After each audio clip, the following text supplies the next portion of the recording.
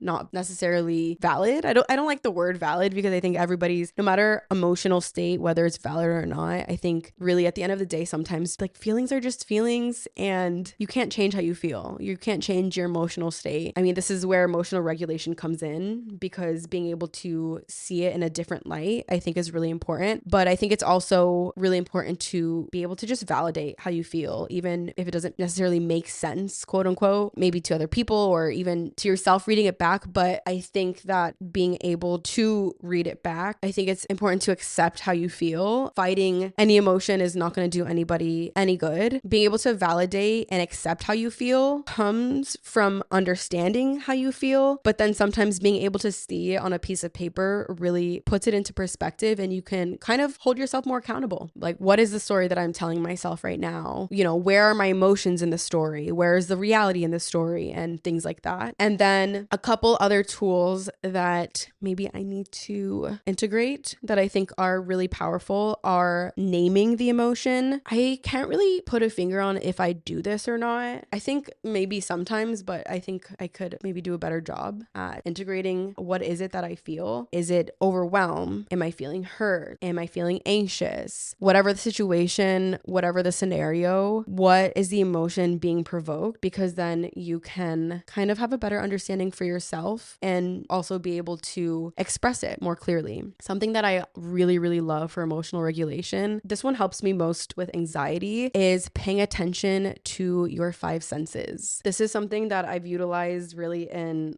crowds and just feelings of overwhelmed anxiety, is having something you can touch, taste, smell, hear, and see, and really utilizing your senses to calm your nervous system. This really puts you in the present moment. And yeah, I feel like maybe this is the best with anxiety. I am someone that has really struggled in the past with anxiety. Luckily, I feel like nowadays it's not as intense. At least I haven't had a panic attack in a while, which is great. So this is an amazing tool in the toolbox. And yeah, just if it's gum, that wakes up the mouth, gives you something to think about. Having a perfume or just a lip gloss, you can feel it on your lips. fingertips, you can smell it. Having something that you can touch and paying attention to that, I think is so, so helpful. And going in theme with that is the breath. The breath holds so much power, especially in the nervous system, that just paying attention to how you're breathing and being able to relax and calm your breath is so underrated and underutilized. Being able to breathe in for the count of 3, hold it, breathe out slowly. I always like to say in my sound classes when I'm doing the meditation part of it is that when you exhale longer than you inhale, it helps to really slow down your breath and your heart rate. So if anything, just do that. And closing the eyes, just being able to take a moment for yourself. It also gives your brain the space and kind of silence because you're focusing on your breath and the pace of your breathing, that your mind can be less occupied with whatever else is on your mind, whether it be stress, whatever emotion it is. It can really kind of remove you from that and get you more in the present. Presence is so powerful. That's something that I'm really trying to embody more this year, is just trying to be as present as possible, just on an everyday basis. And the breath is such a simple tool that we all have access to. Free. You don't need a fancy app or a class to be able to do it. Yeah, I think I need to utilize this one a little bit more. I facilitate this a lot, like I said, in my meditations, but I think being able to start the day with calming down the nervous system and utilizing breath to do that can help set the tone of your day to be better equipped to handle all types of emotional stress and just regulate first thing in the morning. So important. I think that also helps not only, like I said, to remove yourself from the emotion, but also delay the process of thinking about it. I think something that can be really detrimental to emotional regulation is the spiral of it all. I think that we can sometimes, I know that I can kind of go to maybe the person that I know will give me what I want to hear, and that leads to more spiral. And, I think just being in your head, only in your head, can be the worst place that you could be. So when you get a piece of paper to write it down, or just take a moment in your breath and invite presence, it takes you out of that. And that is the simplest thing that you can do. So the tools that I mentioned are getting outside of your head, getting real about what story are you telling yourself, taking accountability for it, delaying your reaction if needed, being able to name the emotion. Number 4, connecting to the breath, utilizing the breath as a tool, and playing off of that is, depending on the emotion that you have, focusing on the 5 senses and being able to pause before responding, not having to feel like everything has to be figured out right in that moment, and being able to get out of the head. I think the first step to emotional regulation is just having the awareness of your emotions and what it means to be emotionally regulated, paying attention to your nervous system, what triggers you, and don't worry about it being perfect. It's just really understanding and getting to know yourself a little bit more. And from that awareness, you can begin to notice in real time and slowly start choosing a different response. There's so much power in being able to understand ourselves, and moving through emotions in a way that feels a lot more grounded is not only going to be better for the people around you, but also just how you feel in your own body and how grounded and peaceful you can feel. Because at the end of the day, we're never going to be able to remove chaos in our lives completely. This is just yin yang part of life. Is, there's going to be things that come up that aren't the best. That's life. We have to deal with unfortunate situations and confrontation, but when you're able to handle those situations with grace and calmness and groundness, that's when life just becomes a little bit more peaceful and a little bit more manageable to deal with. And I think that's really where true peace comes from. And also know that we're not able to ever change anybody's emotions or change the way anyone feels or acts and deals with things. So taking accountability and control of how we can show up and we can respond, I think that is the most powerful and present place that you can be. So maybe this week, just notice a moment where you feel yourself getting activated, whether it's a conversation or friendship or even just in your own thoughts. Instead of judging it, just observe it, remove yourself from it, and just bring awareness to it. That awareness alone is where everything begins to shift. The last place we want to be is judgmental in our own head. We have to deal with ourselves every single day, so make your mind a calming, grounding place to be. Thank you so much for listening. I hope this is tangible and you can have some new tools in your toolbox. You can find me on Instagram at Stephanie_Manji and new episodes every single Friday. Love you so much. Talk to you next week. Bye.